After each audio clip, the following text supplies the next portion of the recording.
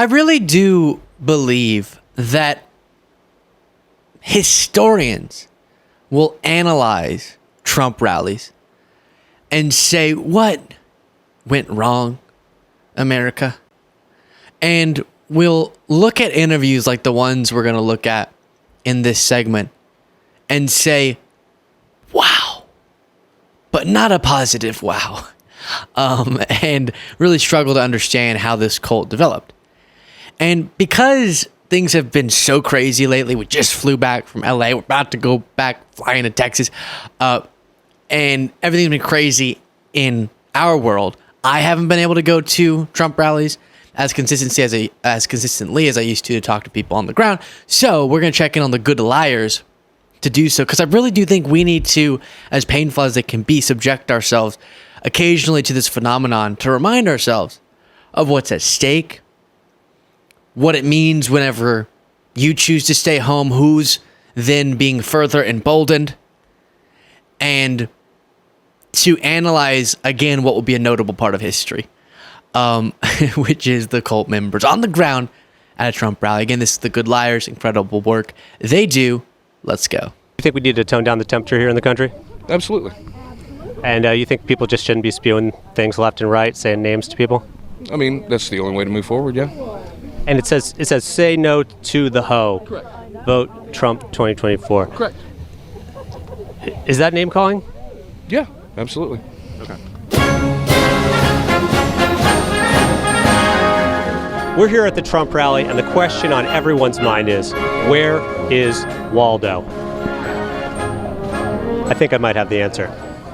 So you'd be okay just not being able to vote? I don't care as long as they get it. As long as somebody takes care of this country. I don't care. I really don't care. As long as this country is right. Do you want to vote for Kamala Harris? Are you saying you don't? Are you saying you don't mind if your right to vote would be taken away? I don't care. I know what I want. I know what I want. But you wouldn't be able to get what you want if you can't vote for it. I don't care. I've told you 3 times. I don't care. Will you be voting for Mark Robinson? Definitely. No doubt. No doubt. You're running for school? Mark Robinson, the self-described black Nazi, apparently she's totally fine with.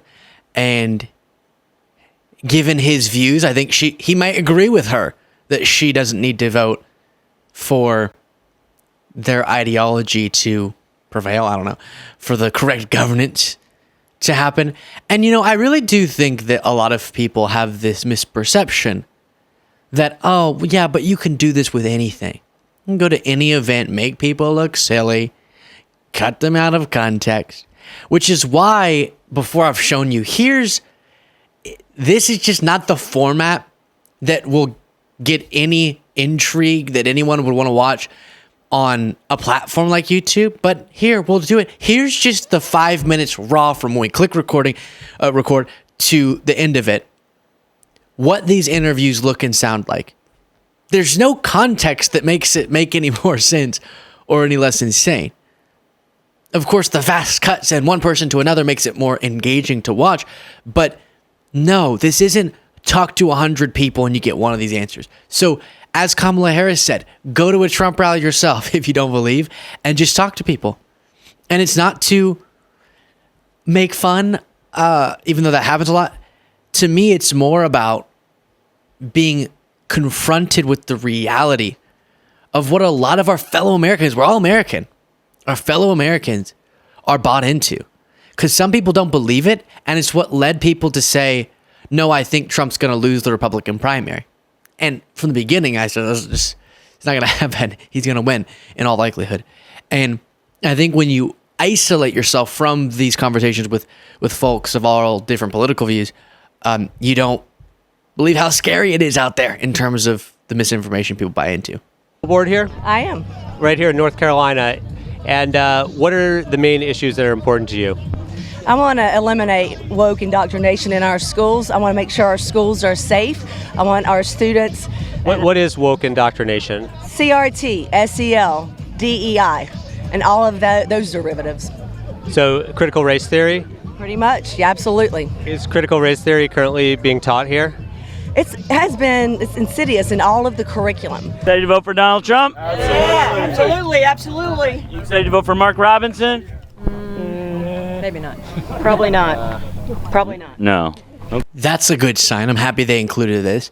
We are seeing people who are definitely going to vote for Trump in North Carolina saying they won't vote for the gubernatorial Republican nominee, which is Mark Robinson, who's just I hate saying insane, like that means Trump isn't, but he's somehow even next level crazy. I don't know how any intelligent woman could vote for him. Excuse me, Mr. Waldo. Yes. Where have you been all these years? Man, I've been all around, man. They always see. Here's my thing. They always ask, "Where's Waldo?" Right. But no one ever bothers to ask, "How's Waldo?"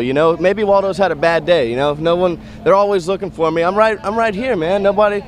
Sometimes maybe Waldo just needs a hug. Man. Okay, quick follow-up. How is Waldo? Depressed. Aw, that's kind of sad. Then we'll go to this. I'm not even sure that whole thing is true or not. Well, this is just him at church here. It's about Mark Robinson. Some folks need killing. Yeah.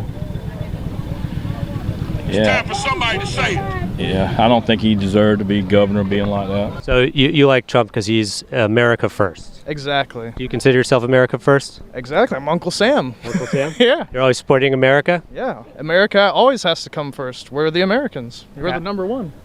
Just looking at this thing, and it says made in China. Hey, that's Amazon. That's Jeff Bezos. But, if Trump was elected, maybe there would be American manufacturing for these kinds of costumes. But instead, they're all being made in China because of Yeah. Wait, what is it? Kamala Harris's policies. Oh, right, because of Kamala Harris's policies. Before going further, do make sure that you're subscribed to my channel. If you want to go subscribe to Good Liars, like I said, they do incredible work. I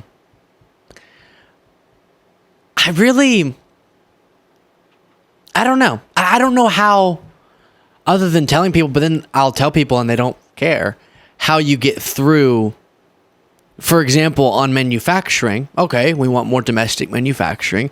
Maybe this unprecedented investment in American manufacturing we're seeing under Biden-Harris that has led to a boom in American manufacturing would be something you support. No, but Kamala Harris, she's terrible. She makes everything in China. By the way, did you hear that the God Bless the USA Bibles that Trump was selling? Made in China.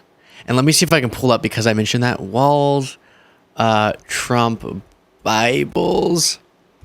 He had a really funny reaction to that. Let's see this. This guy has spent his life, Trump has spent his life talking a big game, but he has been an absolute disaster for working people. One of the biggest losers of manufacturing jobs of any American president in history. Under Donald Trump, we saw 280,000 Michigan jobs gone. 30,000 of those manufacturing jobs gone. Nearly 9,000 auto industry jobs gone. Trump's presidency was an endless string of broken promises. He actually came here to Warren when he first ran, and he promised you, under a Trump presidency, you won't lose a single plant. Technically, it wasn't a lie, because he lost 6 of them, not one. So, as they fact-checked me, I got it right. They lost 6 of them. Look, he lost the GM transmission plant down the road. I'm not telling you anything you don't already know. He promised to fight for union workers, repeatedly turned his back on them. He even encouraged automakers to move manufacturing out of Michigan and go to anti-union states so they could pay their workers less. There's the reason that the UAW members endorsed Kamala Harris, and your president and many of your members. This is a longer build-up than I was intending in this clip to the part that I'm referencing, but this is all valuable, so we'll keep listening. Called him exactly what he was, a scab. All right, we all get it. Americans worry about it. He promised you he would stop the offshoring of jobs, but he cut taxes for corporations that during his presidency shipped 200,000 jobs overseas. He awarded $425 billion in federal contracts to companies that were offshoring those jobs. So some of you, this is spinning right now, you're thinking.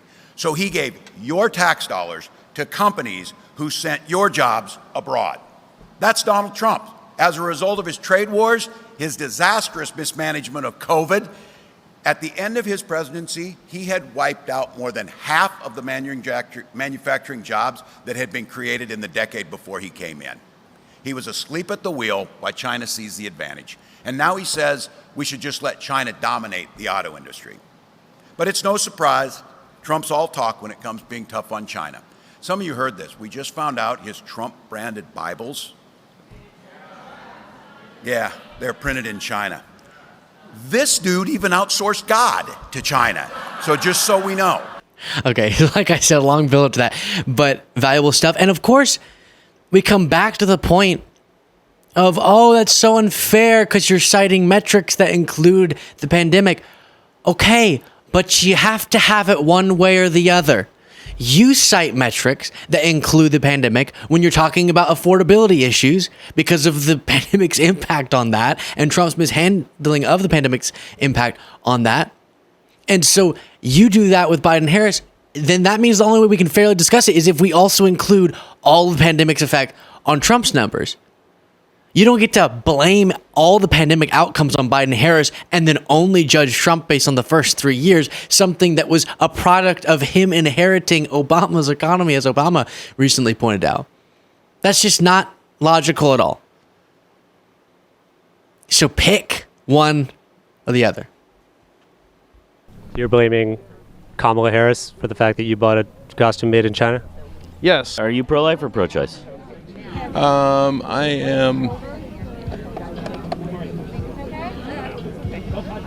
pro-choice.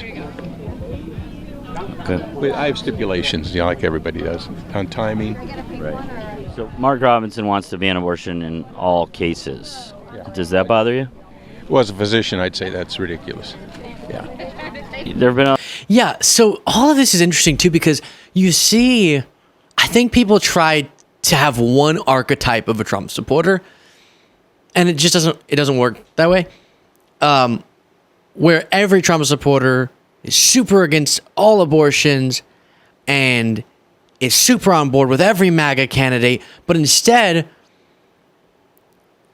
it seems like many of them, I don't know, if you could inform them on what it is that Trump stands for or what it is that some of these MAGA candidates stand for, their values are such that they could change their mind. And then some of them are off the deep end completely in their values.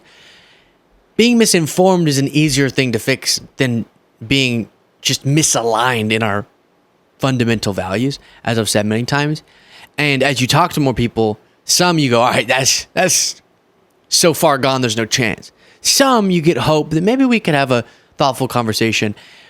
But what brings someone to a Trump rally before they've known enough about Trump to really come to an informed conclusion, but they're wearing a MAGA hat and they're all avid? I've never understood that, I have to tell you. Let me know what you thought in the comments. Support the show. Get the bonus show by clicking the join button below.